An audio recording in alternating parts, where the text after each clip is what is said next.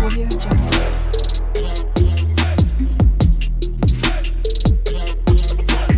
Audio Jungle.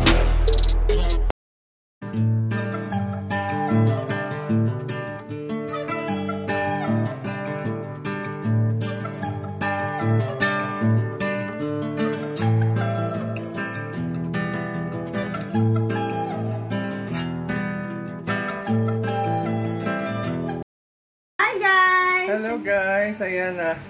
Ayan, titikman na niya yung yung order ko to sa takoyaki. Yan yung ginagawa natin takoyaki. Wow, ayan, so special.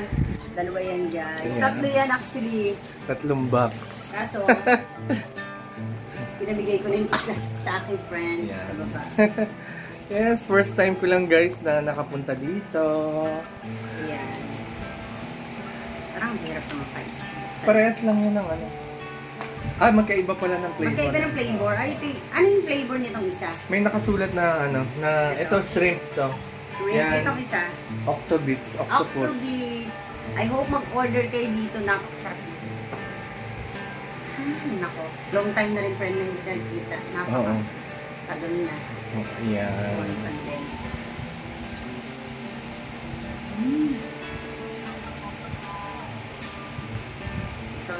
Sarap talaga.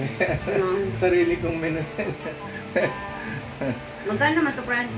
Ang isang order na ganyan, 4 na piraso, 55. Mura lang, 55 order na kayo. Free delivery. Free delivery kapag Manila. O may charge? May charge pag Maynila, malayo. Mahal ang gas. Yan. Magkano ang charge? 40 lang. I-rate natin sa Grab, ganon. Ay, hindi ko alam yung sa Grab eh. Basta, pag lang, doon lang pag sa lang. I-base naman na lang. Oo. Yung isa, shrimp yung isa. Sarap nitong octopus. Oo. Ito shrimp. Tikman. Pero hindi siya masas, no? Itong isang shrimp. Iba yung niya.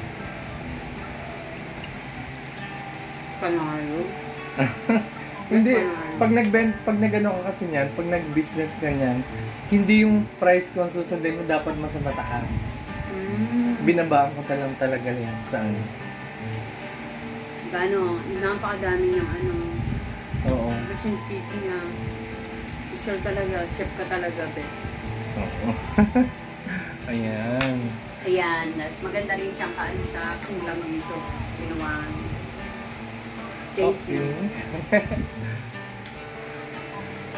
Na guys, at nakalabas na kami at kasama ko na si Majo.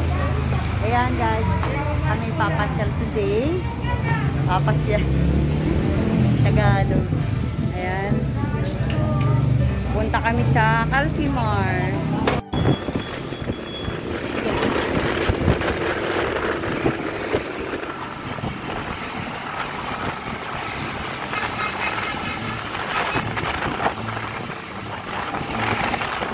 Ayun na guys. Ayan, para makita namin ang view. Akin na.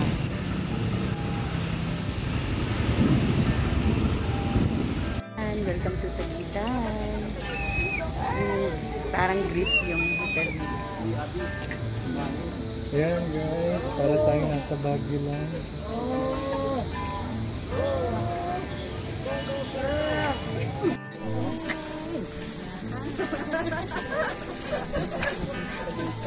Ating beshi. Bigla ang trip namin. Ayan. Ngayon ka lang ba nakapunta dito? Pang ilang beses na? First time ko dito. Okay. Pero hindi ako first time dito sa Tagaytay. Ayan na. Dito sa Binando. Tapos, tinan mo siya. Ito yung kain na sa Greece. Oo. Yes, sa Greece. Ayan siya.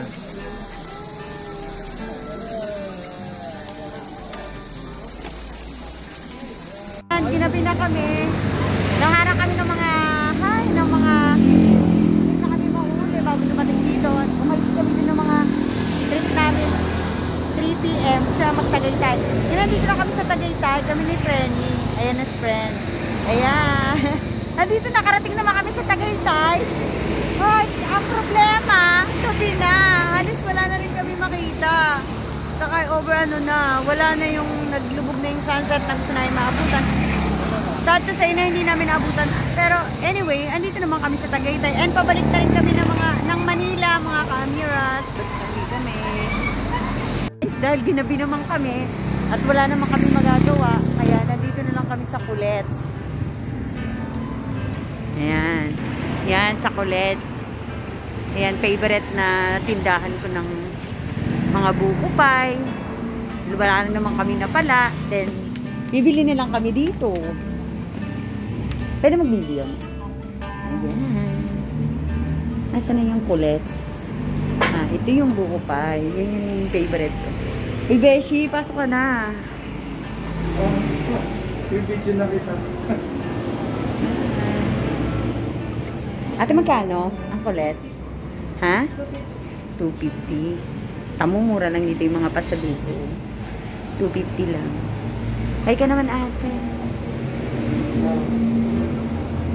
Bes. Oh, yung video na kita. Ay, dami oh.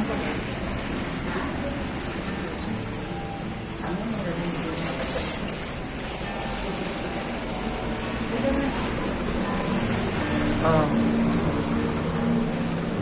Ano bibilin mo ba? Ito. Oh, sige, bumili ka pa. Ano gusto mo? Hindi, okay lang ako. Sige na. Pwede mo. Sige sa tayo.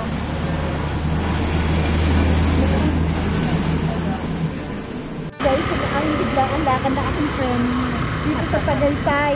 Pero gabi na, nanguni ng LTO.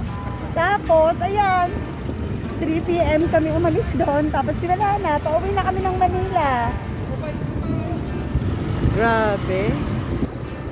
Yun ang aming napuntahan. Yung biglaan lakad. Ang saya-saya. At least, masaya din naman. Ayan, ang balak lang namin talaga ng aking friend ay mag-vlog sa Caltimar, sa Libertad lang, sa mga aso. Pero, yun na nga, ang nangyari is, Tagaytay na kami. Yun na nangyari. Biglaan. Trip at go ride sa Tagaytay. And pauwi na kami dahil padilim na. At dumaan na kami sa Bukupay. Na dahil sa LTO, na-late kami pumunta. Huli kami, pero